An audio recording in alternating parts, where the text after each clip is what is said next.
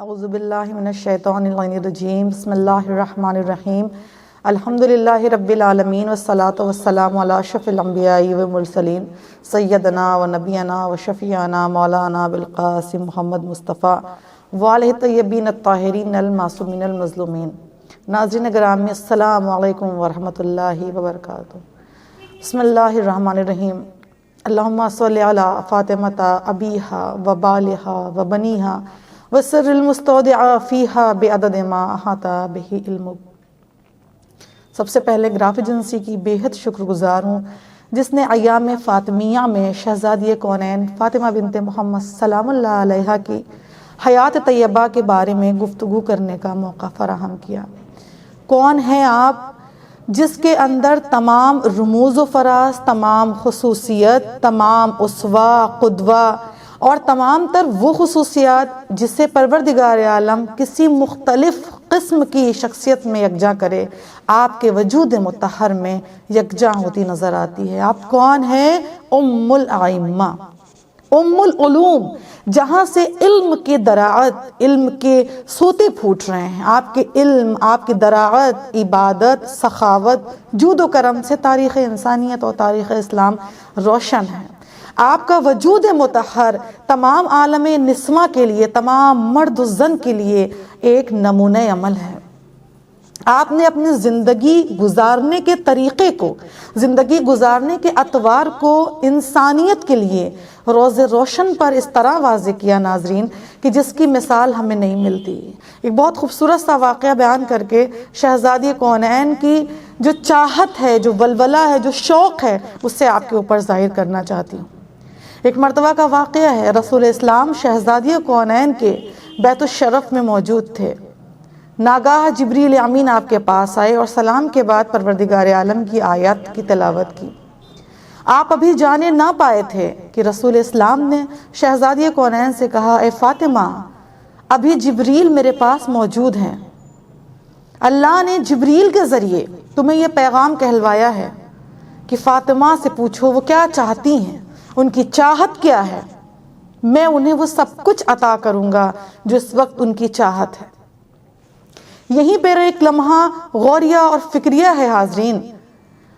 سوال کرنے والا ذات باری تعالی جو صرف ایک جہان کا پروردگار نہیں ہے بلکہ عالمین کا پروردگار ہے، جس کے قبضہ قدرت میں ہر انسان کی حیات اور ممات ہے، جو کائنات کی ہر شے پر قبضہ کرتا ہے، جس کی علم کی حدود، جس کی قدرت، جس کی عطا کا کوئی ٹھکانہ نہیں، وہ صاحب حکمت، وہ صاحب جاہ و جلالت شہزادی اقدس سے یہ سوال کر رہا ہے کہ آپ کوئی خواہش کرتی ہیں تو بتائیے۔ آپ بتائیے کہ اگر کوئی انسان ہمیں یہ اختیار دے کہ آپ کی چاہت کیا ہے تو ہم اپنی چاہت کا کتنا برملا اظہار کریں گے۔ لاکھوں سلام ہو آپ نے قادر مطلق کی خواہش پر جو جبریل امین کے ذریعے آپ تک پہنچی تھی۔ آپ نے جواب میں کیا کہا؟ لا حاجتنی، کوئی حاجت نہیں رکھتی فاطمہ سوائے اس کے کہ ذات باری تعالی کی نگاہ اقدس، نگاہ رحمت، وجود مطہر شہزادی کونین پر پڑتی رہے۔ لاکھوں سلام، یہ تاریخ، یہ تبریت، یہ حکمت، یہ موازنہ جو شہزادی کونین کے لب سے گویا ہوا، یہ ہمارے لیے تھا۔ ہم جہاں لاتعداد خواہشوں کو اپنے وجود میں جمع کیے رہتے ہیں اور جب ہم خود جانماز پہ آتے ہیں تو ہزاروں خواہشوں کو برملا اظہار کرتے ہیں۔ سوال کرنے والی ذات الہی، جواب دینے والی سیدۃ النساء العالمین، اور جواب کیا حسین و جمیل ہے کہ اگر کچھ بھی ذات الہی سے چاہیے تو سوائے اس کے کہ نظر رحمت پروردگار وجود مطہر پر پڑتی رہے۔ یہ طریقہ تھا، یہ دراعت تھی، یہ وہ حکمت تھی جو آپ کے لب سے بیدار ہوئی، جو آپ کے لب سے وجود پا کر لفظ با لفظ ہم تک اس لیے پہنچی تاکہ ہم اپنی زندگی کی نشو نمائی میں پروردگار عالم ذات الہی کی قدر و منزلت اور مقصد حیات کو نہ بھول جائیں۔ آپ جب شادی کر کے اپنے گھر میں آتی ہیں، آپ کیا دیکھتے ہیں؟ اتنا حسین اور جمیل مجسمہ، اتنا حسین اور جمیل پیغام جو آج تک کسی نے نہ دیا۔